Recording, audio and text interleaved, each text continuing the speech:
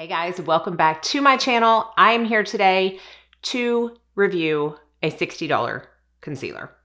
The brand new Tom Ford Traceless Soft Matte Concealer. Again, I know that there are probably tons of videos reviewing this concealer already on YouTube, but if you've been following me for any amount of time, you know that I do not put up first impressions or even like the 2 days after wearing it. I really want to give a product a good go with lots of different conditions, applications, all of the things so that I can give you my full review. And that's what I've done with this. I have worn this probably 10 times now. And I'm gonna tell you whether or not I think it's worth the $60 for the 3.5 grams of product that you get in this tube. To be fair, I have not tried any other Tom Ford concealers in the past, so this will not be a comparison video.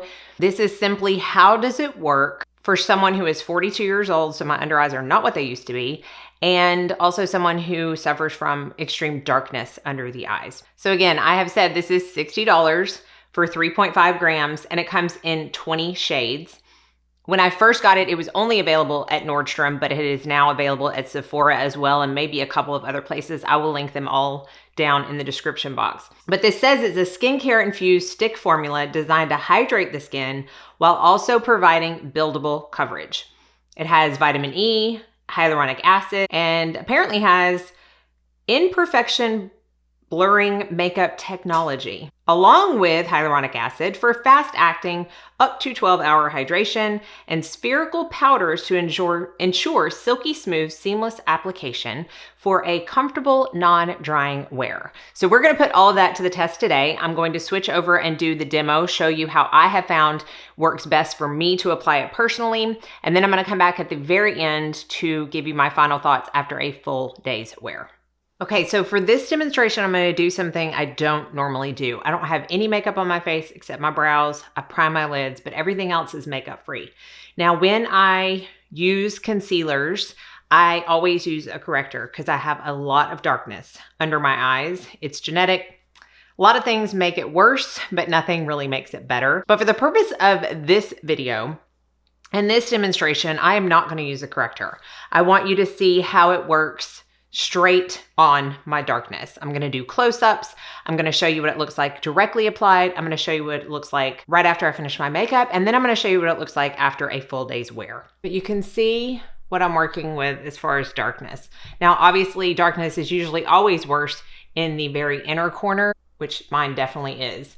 Looks very hollow in those corners. So I'm gonna take the concealer in the shade 2N0 Cream. And I'm gonna tell you, I have tried this with a brush. I have tried this with a sponge. I have tried this picking it up straight from the bullet with a brush, with a sponge, drawing under my eye, then blending out with my finger, sponge, brush. I've tried it all.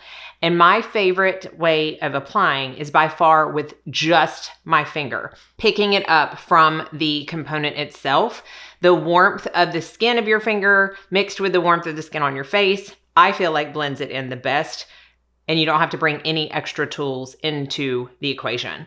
So I'm just putting it up just a little bit, and then I'm gonna take my ring finger and put just a little bit of product. And I'm simply gonna go starting right where it's the darkest and press it in. Another thing that's different today is typically I have foundation on before I apply concealer, but I didn't want to do that today because I didn't want any possibility of the foundation getting under my eyes and mixing with the concealer and changing the results. So just concealer is on my face right now. So I'm patting that in. You can see, took away some of the darkness, not all of it by any means, but I'm gonna do the other eye, and then we're gonna see if we can build up. Again, I just want the majority of the product in that inner corner, and then I'll take whatever's left on my finger and kind of blend it outwards. So there we go. Definitely not as much coverage of the darkness as if I would have used a corrector, but not everybody wants to use a corrector, and I feel like this is the best way to show you the actual coverage of the product. So what I'm gonna do now is I'm gonna see how well it builds up on itself, and really the best rule of thumb for me that I have found is taking the product and going 1, 2, 3, 4. that is the perfect amount of product. So that's what I did for the first layer, and that's what I'm gonna do again for the second layer. And I'm just gonna see if I can amp that coverage up, which I feel like that did for sure. It also means that I'm gonna go through the product twice as fast, but I don't necessarily feel like I have to do this twice when I use a corrector. This color in particular is pretty yellow. I bought this online, so I can't say that I saw any other colors in store, but I think Silk is kind of along the same tone, but it has more of a pink undertone. That is 2 layers of the concealer directly under the eyes. No powder, no nothing, no corrector, just the concealer.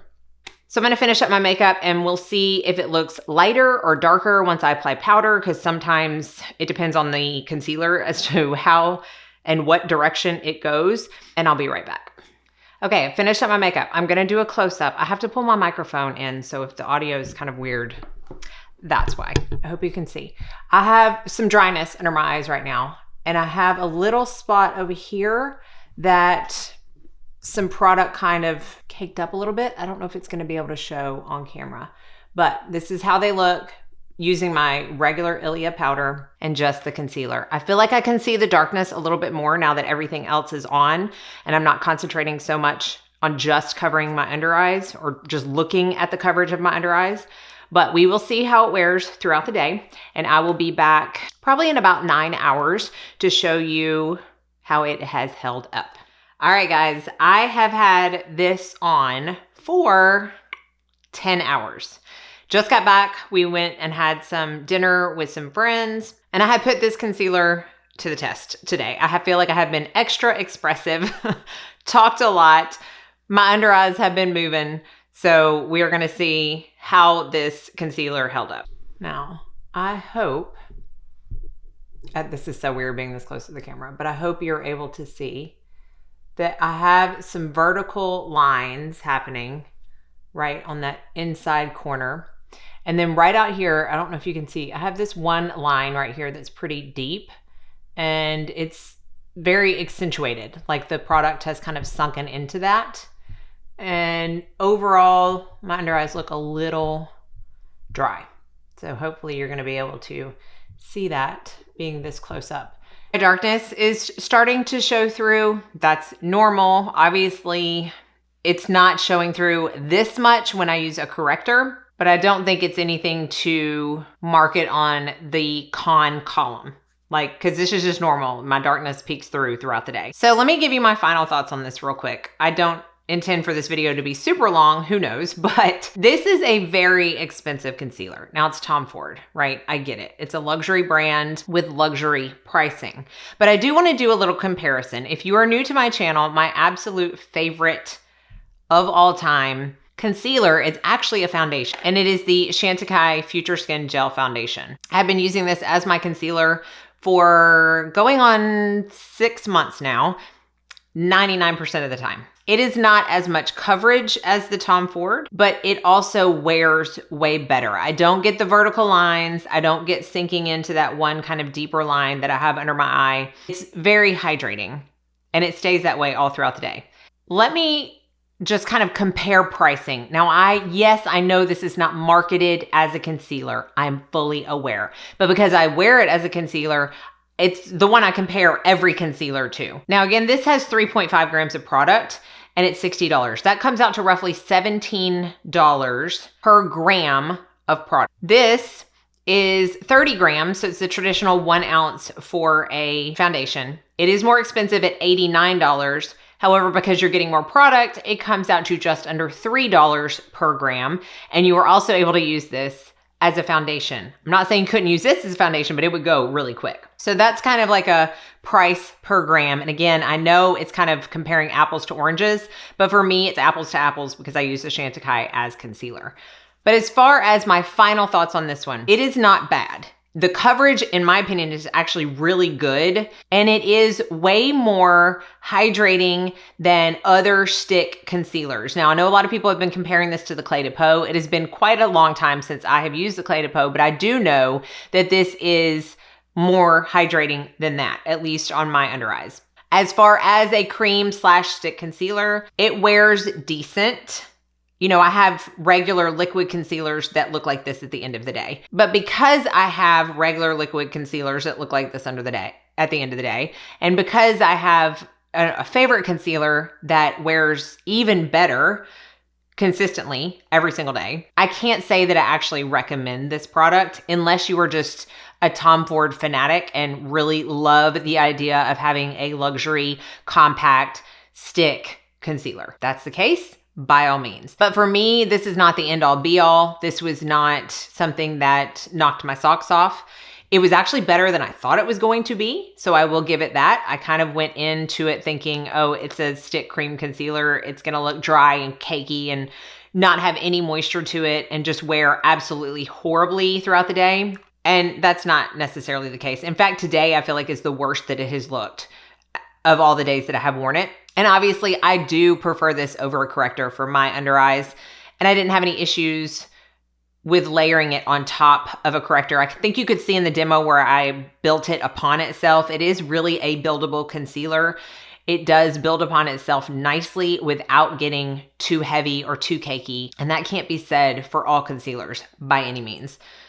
So, you know, there are some pros to this, but when you factor in, or when I factor in the price and the comparison to others that I love, I don't see it going in my top 5 anytime soon. Let's just say that.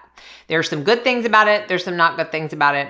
And it does just kind of fall in the middle for me. So that's my final thoughts on the Tom Ford Traceless Soft Matte Concealer. If you are someone who really likes a lightweight tinted moisturizer, but they need some extra coverage, maybe just on their cheeks or around their nose or their chin, I think that's where this is going to shine the most versus under the eyes.